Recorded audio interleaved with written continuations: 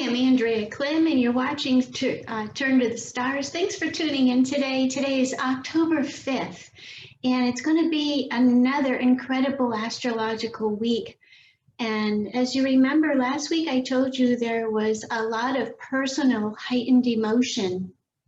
And it was mostly due to the Saturn turning direct and then squaring Mars. Well, Mars is also retrograde. And so it brought up a lot of frustration, and a lot of restrictions were brought to the surface, and, things that were limiting. And so as we, also felt the effects of a full moon, which was right beside Chiron. So it brought awareness to areas of our lives where we're very vulnerable, and that a lot of us have and are still feeling this week. And in many ways, the energy of last week is still accelerating. It's positive and proactive because it encourages us to be more honest and to feel the things that we haven't felt or were not willing to feel. So now we're understanding that we have to feel it and be in it so that we can release it. Whatever it is that is getting in the way of us standing strong in our own self-power is now inviting us to identify it and accept it so that we can transform and overcome and use it as a launching pad toward becoming clearer, better, and more powerful than we were before. So there's also a lot of energy that is really intense and can be so transformative, yet also manipulative. So we really need to be aware of this. And this is because Mars and Pluto will form a very powerful square this week, and they're both ruling planets of Scorpio. The other thing is that Mercury is in the sign of Scorpio in opposition to Uranus. This adds another level of unpredictability. What feels like a surprise could be an invitation to be honest with ourselves and others. And this could show us where we or others may be repeating patterns that are manipulative or unfair. And so in ancient astrology, Pluto was named Hades, who was the god of the underworld. And symbolically, it represents all the things that we don't want to look at and the things that are deeply buried. And with strong Pluto transits, such as we have right now, Mars retrograde and square to Pluto, we're being powerfully asked to look at things we would normally say, nope, not going there, not looking at it, I'm not doing that. So if you look into your birth chart or you want to take a look at it, you can, I'm available for contact. But if you look into your birth chart and you look at where Pluto is, it identifies an area where there might have been some deep pain, especially early in life. And this pain may have roots in areas where there were power struggles or power games, or where we felt that things were unfair to us in some way. So with Pluto, we're each being asked to make a decision in the area of life that we're going to be focused and strong at making changes. So it's really important that we focus on self-knowledge and transform old patterns. It's easy to say, but there's we're in the process of that, and it's a pretty elongated process, and there is a lot of root issues coming up right now. It's so interesting. My sister sent me a text with a video on YouTube of a song she likes, and it was a country song, and it was about roots and about the United States, and I just got the chills listening to it because here I am preparing my show to record on YouTube, and she sends me something about roots. So there's nothing that's by mistake. And so this week is going to be about focusing on our own change and self-honesty. And when we do this, others may also be encouraged to do the same and want to transform the cycles of abuse or trauma from childhood and the past. And so there's a choice to leave behind the old pattern and not repeat it, or on the other side of Pluto's energy, there's a choice to repeat the pattern that was for you abusive or traumatic. So often we repeat the same patterns with new people and new dynamics. And you know what? Sometimes there's a reversal of roles.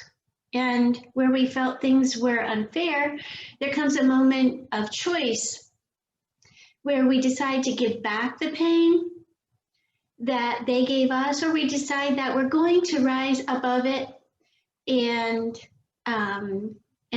those old patterns, and then that's when the healing and that's when the pain relief comes. And so Pluto's energy does represent deep karma in areas where huge transformations can take place in your life and where you feel there's no choice but to surrender and go with the change. So as we start the week, Pluto did turn direct. That was actually yesterday, but because Pluto is so far away, it's very slow moving. Its energy is slow coming, slow, staying with us, and slow leaving. So it may appear to take the full week to fully square Mars. So Mars and Pluto are at a peak of their power and will form a perfect square by Friday. And we'll feel this energy building as we move through the week, and we're being asked to look at the things we didn't think were a part of us. We're being asked to realize whether we are continuing these same patterns or whether we are going to choose to change and think about what this might look like for us. So this is going to bring up some very personal realizations, and it's going to bring them up for everyone. And so do we either focus on compassion, or do we identify with people who hurt us and return the abuse to them that they gave to us? So the truth is, really, at this time, we're all working on healing some very deep pain, but it may not appear to be this way, especially if you're really sensitive. You may interpret situations differently. And I think ultimately the truth is that when we haven't healed Pluto issues, the karma continues, and it can be generational karma. We can carry wounds from our ancestors. We can carry pain from past lifetimes as well. And I do think that humanity is in a place now where growth and change is happening aggressively. And I think that is what the Mercury-Uranus opposition in the middle of the week is trying to show us. Our growth is now accelerating to the point that we, what used to take us like 100 years to invent, now it happens in a month. It's so fast. And I mean, it's lightning speed. That's Uranus's energy. And so I also think that it's also true about our understanding of human consciousness. In every area of life, we can see things accelerating. And in the areas we're willing to consciously engage with, we're able to heal several lifetimes all at once. We're living in a time where we can heal traumas that have been built up over many generations from our ancestral lines. So when you have major planetary conversations and influences such as we are having right now, the influence goes deep, and whatever's remained on the surface speaks loudly to us. And the challenge to face it and move through it in ways that don't repeat the old patterns becomes front and center. And so Pluto squaring Mars and Mercury opposite Uranus are two of the major contributors of these influences this week. And I just wanted to add in a little side note here that I use a method taught to me by one of my very favorite teachers, Tad Mann, A.T. Mann. He teaches lifetime astrology. He, many of astrologers, younger astrologers, call him Einstein of astrology of our day. And what he taught me was how to identify the exact age of unfolding of events through a logarithmic measurement scale. And what he taught me was how to identify the exact age of unfolding of experiences and where that leads back to in time in the past. So, the theory is that we, in our unconscious, we carry these patterns, these memories from other lifetimes. And then again, they register in this lifetime. And I've not ever seen this not work. And the work I've done with every single person since 2014, it is an exact method to identify these patterns. And so what I did is I took that and I created a graph through which I can look at each single planet in the chart and see where it registers in time, whether it's in a critical degrees, meaning that it's really important to pay extra attention to and what that means, whether it's in a sign that it works really well in, and exactly when in history, in this lifetime, the age you were, and in other lifetimes that this energy played out. And it's been incredibly enlightening. Almost every single reading I'm doing right now is past life readings and how that relates to this lifetime and how the person is able to, what tools are going to be helpful for them to work through this energy, and how they can, have ideas and intuitive thoughts and share that in a conversation during the reading. And it's really enlightening. So if you're interested in doing that, that is something that you will find that there's great gains with. So, so I just want to pull this back here to talk about this week again. And I want to add that if you're interested in doing any type of reading with me, you can reach me at Andrea@turntothestars, or text me, go on my website, turntothestars.com. But for anybody who's registering this week for a past life reading or any type of reading that I offer, you're going to get a free year-long astrology report about the future ahead. And so just wanted to add that because I find that to be a very helpful tool for all of my clients. I use it for myself, looking at the daily influence. It's that, it's that minute that we're having to look at things very, very closely. So just moving ahead here, we're each really realizing, we're